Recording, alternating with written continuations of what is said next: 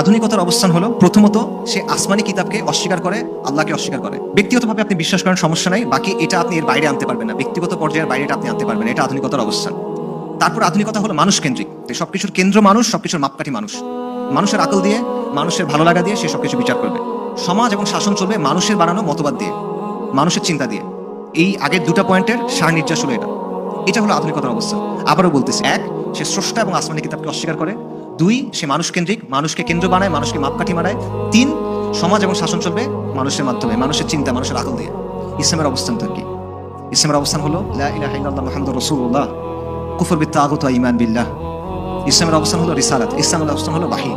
এটা চাইলে আপনি এখন 2 দিন ধরে ব্যাখ্যা করতে পারেন, এটা চাইলে আপনি 1 দিনের মধ্যে বুঝতে পারেন। এই দুইটা অবস্থান সাংঘর্ষিক। ইসলামের কেন্দ্রে আল্লাহ, আধুনিকতার কেন্দ্রে মানুষ। আমাদের মধ্যে যে সংশয় সংঘর্ষ তৈরি হয়, যে প্রবলেমগুলো আমরা ফেস করি, এটার কারণটা হলো এই সংঘাতগুলো না বোঝার, এই সংঘাতগুলো গোড়া থেকে ঠিক না করা। এই কারণে